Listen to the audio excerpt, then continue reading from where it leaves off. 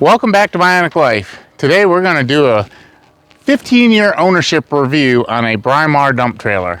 Last summer I did a short on this trailer showing how the bed flexes and creates a gap on the sides where a stone can become caught, making it difficult to close the tailgate. It took me a long time to figure out why it was doing that, but once I figured it out, I thought I would share. The short has done pretty well for a short. It seems like most shorts will spike, level off, and die.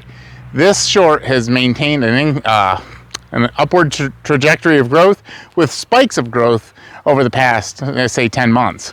So there's probably some interest in this. So I just wanted to cover some pros and cons of this dump trailer. In that short, there were many comments of people who've owned big heavy-duty dump trailers for, I'm assuming, for construction purposes, what have you.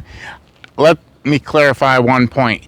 This trailer is not used for commercial use. It's used for tasks around the farm, for hauling firewood, getting gravel for driveway projects when needed, that type of thing. It's not heavy use, although it is used heavily when it is used, and it's not commercial use. The purpose for this trailer is to make my life as an amputee easier, to move material easier, and that's my entire purpose for having this trailer.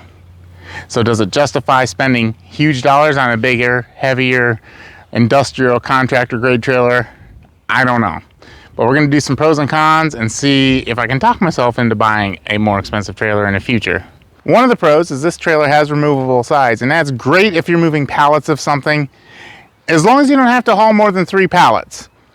Could you stack 2 pallets side by side? I don't know. The trailer dimensions are 6 foot wide by 10 foot long. I suppose if you had very small pallets, you could do it, but I think 42 by 48 are your standards, and it just doesn't work for that. A pallet would have to overhang a little, and I don't know if that can be done safely. I don't know if it's feasible. One of the other things I like about this trailer is it is a deck over, which allows me to dump gravel into a higher pile as opposed to spreading out the load. This thing is only capable at the most maybe 4 3/4 tons. And when you spread that amount, if it was if the wheels were outside of the box and the box rode in between the axles and it sat lower, that gravel would be spread over a longer distance. That wasn't appealing to me. The box size on this is 6 foot by 10 foot. It's a pro and a con. It's a pro because you're hard pressed to fill this thing to capacity with anything short of wet sand or possibly wet, what we call 411, or some people call it crusher run, where it goes from fines up to 3/4 inch. If you get a full trailer of that, you'd probably go over the weight limit.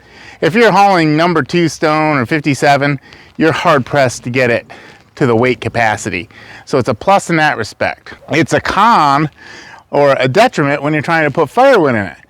The thing is it has these little stake pockets, and you can put side rails and extend it to haul. If you go maybe a foot above, I think you can get about a cord in here stacked pretty easily. The problem with using extenders and using these stake pockets is if you bump them with a loader or tractor while you're loading, you end up bending these. This material is pretty thin. I understand it's done for weight. The floor has a lot of ripples in it, and I understand the floor is thin for weight.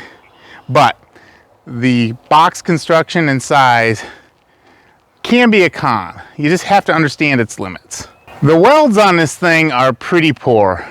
I would say, honestly, and I'm not even joking, that my 15-year-old son could weld as well as the welds that are on this trailer. And his welding experience is probably 3 or 4 days total accumulated time behind the hood. I need to preface the following comments on the powder coating with the fact that I do not drive this or use this in salt. Generally, I wait till it rains before I even take it on the roads. The problem is the docks where I go and get gravel, they use a calcium chloride or a magnesium chloride solution to keep dust down. So I generally get some on the trailer. And even though I rinse it off, the frame has obviously rusted. It's not rust through or crunchy. It is some pretty significant surface rust, and the powder coats come off. As far as the powder coating goes, I mentioned it to the dealer that I bought the dump trailer from 4 or 5 years after I bought it, so it was well beyond any warranty period. And she said people want inexpensive trailers. They have to cut corners. So they literally powder coat over mill scale. And when you powder coat over mill scale, you get a little pinholes anywhere. Moisture gets behind there, it pops, and after it pops, you're done. And that's why I would almost rather have had this painted rather than powder coated. And the frame will likely get stripped and painted probably in the next couple years. Another positive is this trailer can tailgate gravel. I put a video up last year where I tailgated some gravel with us at a church parking lot, and it worked out great. It's not the most effective at tailgating, but it does a pretty fair job. The other thing, and since I found totes for firewood, it only holds 3, and that goes back to the whole pallet thing. If I want to leave the sides on and not let anything hang over the side, I can only fit 3 pallets in here. I'm sorry, 3 totes in here, and be able to close the tailgate. If I took the sides off, maybe came up with some type of channel platform that I could put into the stake pockets and widen it out enough, maybe it would work better for that. I may look into doing that. I could haul 6 totes. That would be the equivalent of 2 cords, and I think at 1,600 pounds per tote would put me real close to the limit of this trailer. If I hauled dried wood, it would fall within the load rating of this trailer.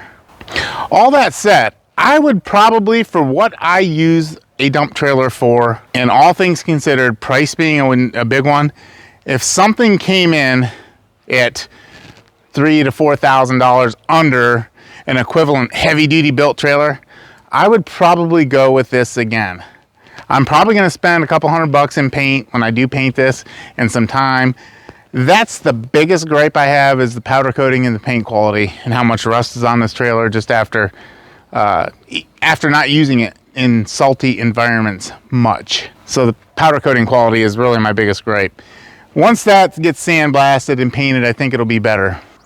If there's something I missed in this review that you were curious about, because I'm sure some things that I think are important aren't important to you, would I buy it for a commercial and heavy use? No.